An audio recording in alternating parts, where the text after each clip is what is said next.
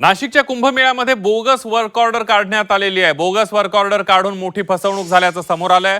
कुंभमेळा मंत्री गिरीश महाजनांकडून गंभीर दखल घेण्यात आलेली आहे.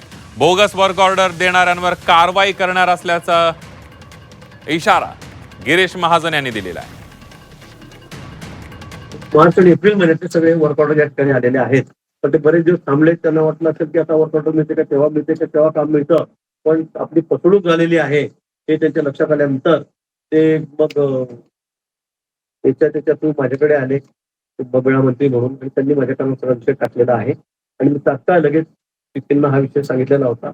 परवा कुंभमेळ्याची बैठक होती, त्याच्या आदल्या दिवशी माझ्याकडे आले. मी त्यांना कागदपत्रे दाखवलेले आहेत आणि त्यांच्यावर कारवाई करण्याची सर्वात सूचना त्या ठिकाणी देण्यात आलेल्या आहेत. त्याच्यामध्ये कोण अधिकारी आहे, कोण पदाधिकारी आहे, कोण कर्मचारी आहे, त्याची सखोल चौकशी केली जाईल. आणि कोणी असो याच्यामध्ये, कोणी असो, किती मोठा असो छोटा असो, तो अधिकारी असो का राजकीय क्षेत्राचा कोणी असो, कोणाची हयगय केली जाणार नाही. अतिशय कडक कारवाई, कठोर कारवाई या संदर्भामध्ये केली जाईल.